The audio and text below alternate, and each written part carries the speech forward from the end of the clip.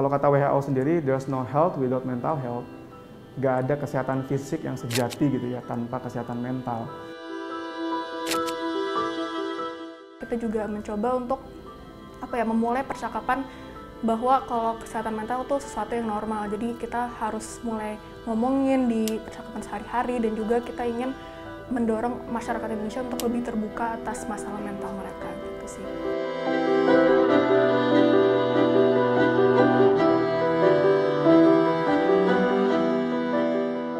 Tapi banyak orang yang secara fisik sehat, tapi ketika dia punya permasalahan psikologis gitu ya, belum sampai gangguan psikologis ya, karena ingat, masalah psikologis atau masalah mental itu spektrum, nggak cuma sehat dan sakit, tapi banyak yang diantaranya.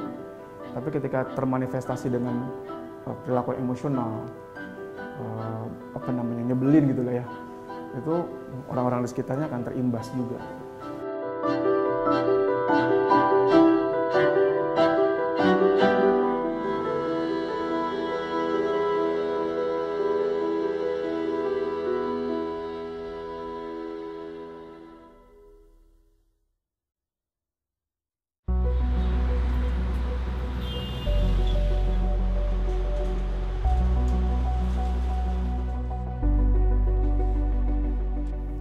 Ya, sebenarnya banyaknya jumlah orang yang terimbas di masalah mentalnya memang tidak bisa kita pungkiri karena perubahan zaman.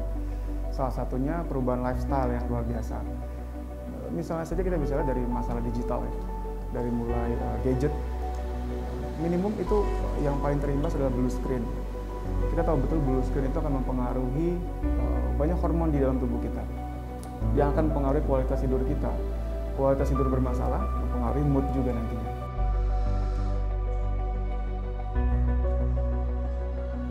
Belum lagi nanti ketika terlalu banyak konsumsi gadget akan mempengaruhi kemampuan atensi kita. Kemampuan atensi bermasalah, berpengaruh juga sama mental health. Karena bagian otak yang mengurus atensi, bagian otak juga yang mengontrol emosi. Kurang lebih mereka samaan. Belum lagi nanti tadi ya, jam tidur yang berkurang berpengaruh sama mood. Minim bergerak, kebanyakan duduk gitu ya sekarang, apalagi di zaman pandemi seperti ini. Itu juga mempengaruhi juga, karena ketika kita bergerak, hormon stres kita berkurang. Ketika kita bergerak, hormon happy kita bertambah. Plus, selain lifestyle, yang satu lagi adalah minimnya coping skill. Coping skill itu kemampuan kita secara psikologis untuk menghadapi berbagai stres, berbagai tekanan. Itu dikombinasikan jadi membuat kita rentan terhadap permasalahan mental. Posting kita juga.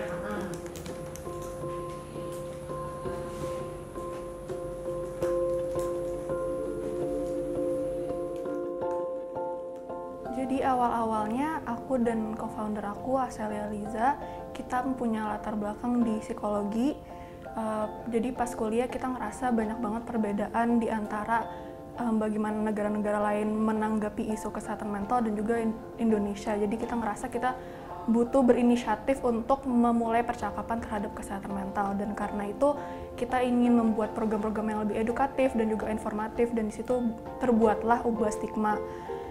Visi kita adalah untuk mengubah perspektif negatif terhadap kesehatan mental dan juga ingin mendorong masyarakat Indonesia untuk melihat kesehatan mental sebagai sebuah bagian dari kesehatan keseluruhnya gitu.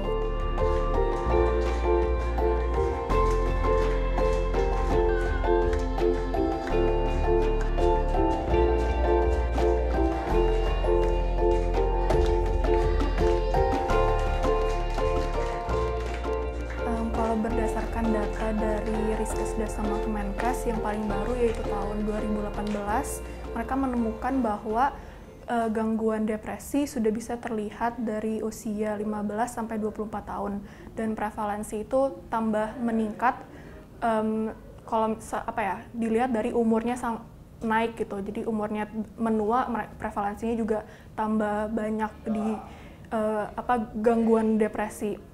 Jadi itu yang pertama. Yang kedua, mereka juga menemukan bahwa di setiap 1000 rumah tangga ada 7 rumah tangga yang pasti mempunyai orang dengan gangguan jiwa. Jadi kurang lebih itu ada 400 ribuan orang pada saat itu 2018 yang sudah diidentifikasi sebagai orang dengan gangguan jiwa. Sebenarnya remaja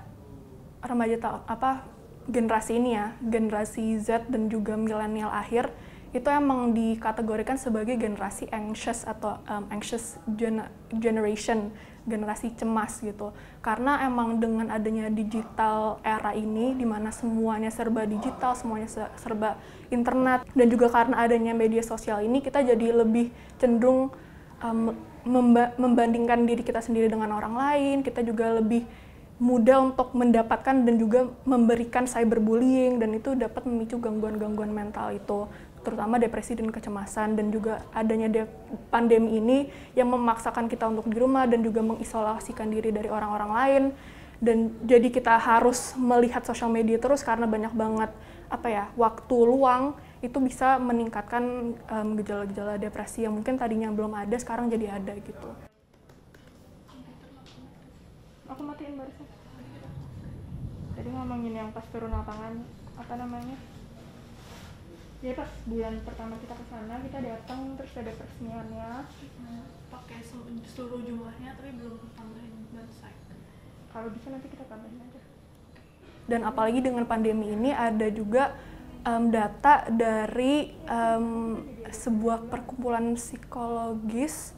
Mereka menemukan bahwa 3 faktor utama yang mereka lihat yang terjadi karena pandemi itu, yang pertama itu kecemasan, depresi, dan juga yang ketiga itu kesulitan belajar. Jadi udah terlihat kalau misalnya gejala-gejala depresi dan cemas jadi meningkat di kaum remaja, terutama karena ya harus di rumah dan juga melakukan semuanya di rumah, dan itu bisa sangat mempengaruhi kesehatan mentalnya. Jadi mungkin ya pandemi ini tuh jadi membuat orang-orang rasa lebih cemas gitu, kayak kapan sih ini bakal selesainya, kapan pandeminya selesai, kapan aku bisa ketemu teman-teman aku secara aman dan nggak perlu harus mikirin terus harus pakai masker, hand sanitizer, harus cuci tangan setiap kali. Jadi lebih ngebuat rasa cemas gitu, kayak kapan sih selesainya.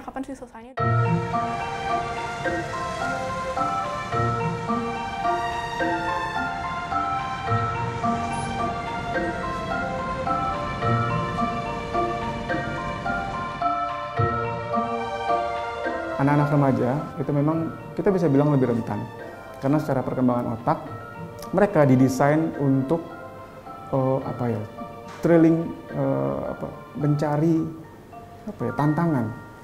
mencari tantangan, mencari sesuatu yang baru, suka explore. Tapi di sisi lain otaknya dia memang rata-rata itu kurang bisa mempertimbangkan resiko, kurang bisa memprediksi resikonya. Mereka nggak peduli sama lifestyle mereka, makan seenaknya, tidur nggak teratur, itu membuat mood kita berantakan. Mudah sekali kita terserang yang kita sebut masalah mental tadi. Plus nggak belajar bagaimana tadi coping skill, karena memang untuk menghadapi stres itu setahu saya itu nggak dipelajari di sekolah, nggak dipelajari di instansi pendidikan. Jadi kebanyakan mereka tuh menghadapi stres trial dan error. Hai guys, selamat malam. Cuman mau kasih tahu aja, kalau HP ku tuh iPhone, terus iPhone 11 Pro, satu lagi iPhone 11 Pro Max. Kalau HP kalian apa? Si Xiaomi ya? Pantes dicium tidak mampu. Good night. Dulu karena zaman sosial media, mereka sekarang kenal cyberbullying. Itu membuat stresor mereka jauh lebih tinggi. Karena zaman sosial media, mudah sekali mereka melakukan yang namanya self-comparison, membandingkan diri mereka dengan orang lain yang dulu itu hampir sulit kita temukan, karena luang lingkup kita kecil, kita kan ketemu ya teman-teman sekitar kita aja, yang kurang lebih tahap ekonomi, pendidikan, perkembangan yang kurang lebih level sama lah. Tapi ketika lihat di sosial media, itu kita mudah sekali merasa self-esteem kita terserang, mudah sekali kita merasa insecure, merasa minder, merasa kurang gitu, karena kita membandingkan diri kita dengan orang yang banyak orang di luar sana yang mungkin memang secara lingkungan, secara level, secara negara bisa jadi jauh lebih berbeda sama kita.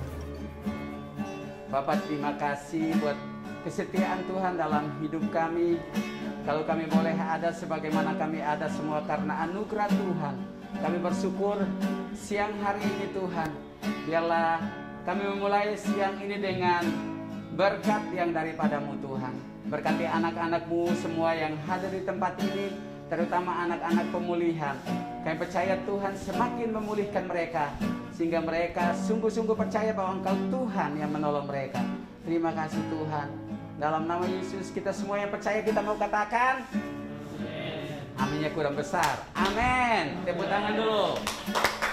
Tadi saya dulunya masih security ya, tapi hari libur saya sebagai security saya coba jalan, dan suatu hari saya melihat ada seorang anak muda, remaja ya, sekitar umurnya 15 tahun, lagi mengais-ngais makanan di sampah.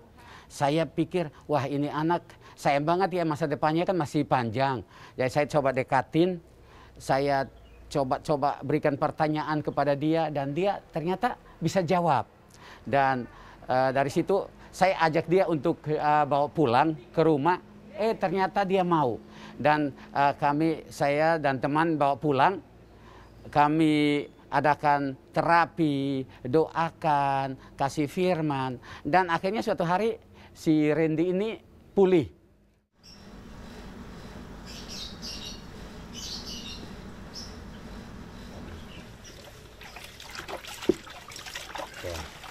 Ya. Itu sendoknya.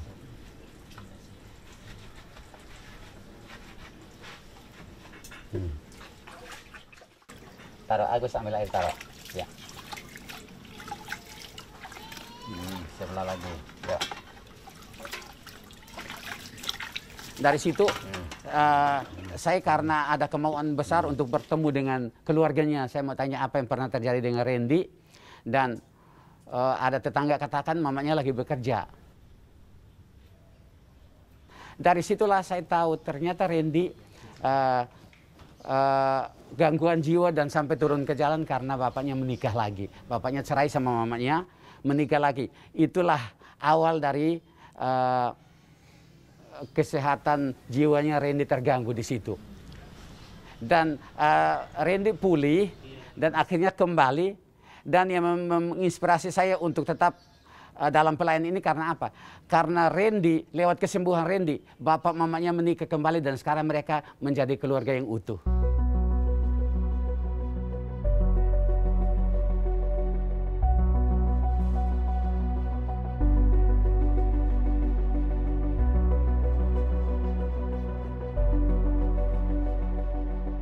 Support system itu penting banget, apalagi untuk kita, dan kita juga secara evolusi sebagai makhluk sosial, kita tuh membutuhkan orang, kita membutuhkan dukungan orang, kita membutuhkan approval orang, kita membutuhkan sebuah grup yang kita atau komunitas yang membuat kita ngerasa kita tuh belong gitu. Kita ngerasa kita kayak kita suatu anggota dari grup ini, kita diterima.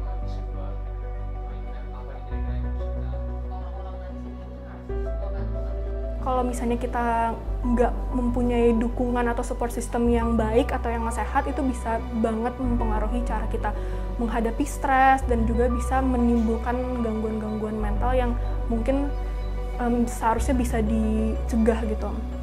Jadi untuk membangun support system yang baik, kita harus lebih terbuka, lebih open minded sama satu sama lain. Kita harus lebih mengurangi menghakimi hal-hal yang mungkin kita tidak mengerti, karena yang aku lihat yang salah satu hal yang membuat orang-orang tidak ingin bercerita tentang masalahnya itu takut dihakimi, apalagi ke keluarganya yang mungkin belum sepenuhnya mengerti. Jadi kalau ingin membangun support system yang lebih baik, apalagi dalam keluarga, karena memang keluarga sangat mempengaruhi kesehatan mental kita, itu coba komunikasinya di-improve, dijaga, dan juga coba untuk lebih mengerti perasaan satu sama lain. Ya, karena Jul cerita bahwa di Kalimantan udah ke dukun, kemana-mana, udah habisin harta, nggak sembuh.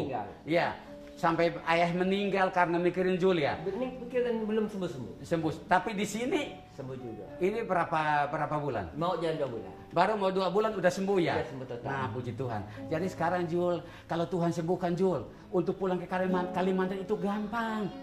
Memang Ya, kesembuhan yang susah aja Tuhan kasih, apalagi hanya uang tiket. Masa Tuhan nggak kasih? anak-anak remaja bisa sampai gangguan jiwa karena kurangnya waktu orang tua bersama mereka ya, pendampingan. Jadi kadang-kadang orang kalau sudah bekerja, udah melupakan keluarga. Padahal sebenarnya pendampingan itu lebih utama gitu. Waktu-waktu kosong kita di saat kita libur, kita harus pergunakan untuk keluarga.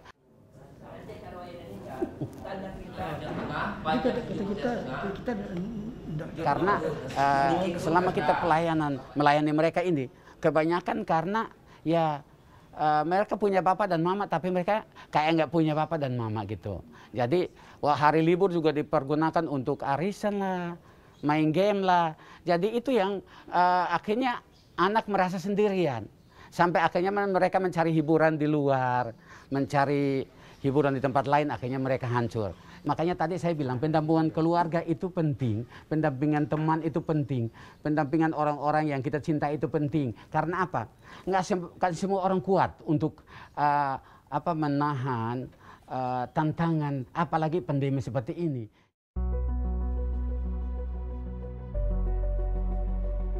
Yang mengganggu kita itu bukan situasi, tapi cara kita berpikir. Yang mengganggu kita itu bukan orang, justru mindset kita malah yang mengganggu kita. Bukan situasi, bukan benda, bukan perilaku orang, bukan sikap orang, bukan lingkungan, bukan macetnya jalan, tapi bagaimana kita memaknai situasi. Atau mungkin kita bisa bilang, biar lebih mudah dicerna, situasi itu sifatnya netral. Yang membuat itu jadi emosional adalah pemaknaan kita.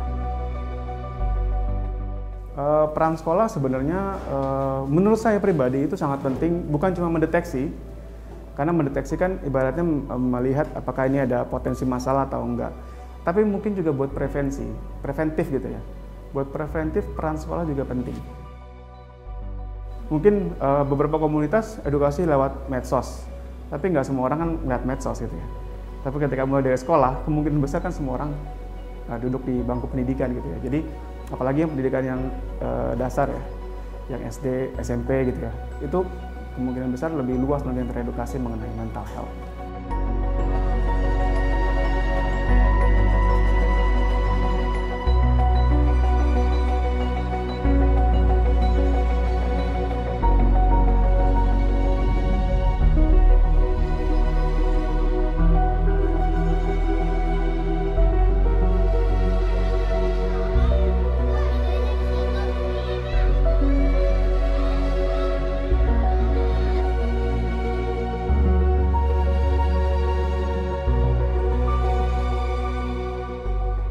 Untuk sekolah itu harus dibudayakan untuk ada psikolog di sekolah, itu juga sangat penting, bukan cuman untuk bukan cuman untuk misalnya masalah karir setelah sekolah atau apapun itu, tapi juga menjadi orang yang bisa kita percaya juga, jadi orang yang kita bisa si para remaja bisa datangin dan juga bisa bercerita gitu secara confidential. Dan sebenarnya peran guru yang kalau misalnya bukan psikolog juga penting sih. Jadi walaupun ya kita ada hubungan guru dan murid, tapi kalau misalnya kita bisa mendapatkan kepercayaan mereka juga bisa jadi salah satu orang yang dapat membantu kita kalau misalnya lagi ada masalah-masalah di rumah atau di sekolah. Dan itu penting banget untuk mengetahui kita ada support system at least di salah satu 3 faktor itu sih.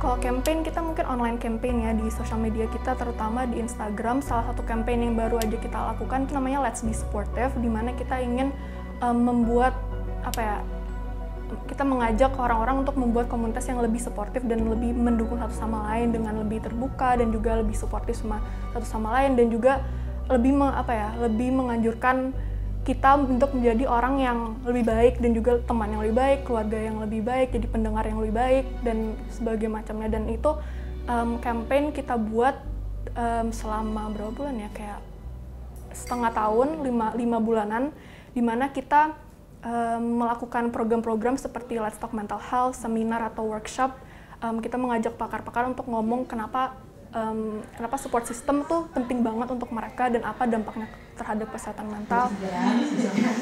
Jadi emang harus tanya, saya boleh nggak pegang pundak? Walaupun itu sesama jenis ya, perempuan harus tetap ditanya.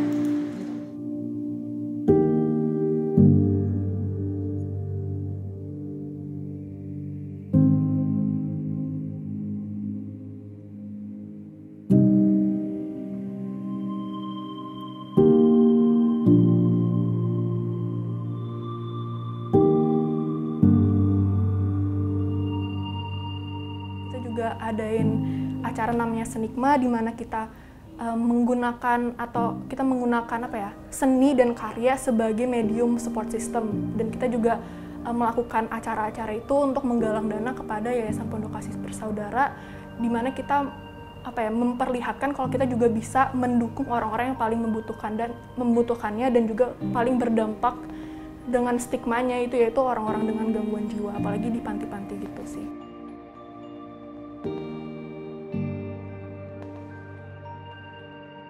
Mungkin harapan aku untuk teman-teman di rumah, apalagi untuk remaja, itu untuk lebih memprioritaskan lagi kesehatan mental sendiri dan juga menjadi support system ke teman-teman dan juga keluarganya, lebih lagi mempelajari tentang kesehatan mental, walaupun mungkin ngerasanya kayak, oh ya aku udah ngerti kok tentang kesehatan mental, terus belajar lagi karena pasti masih banyak hal yang kita belum tahu, karena juga kesehatan mental tuh jadi salah satu hal yang bisa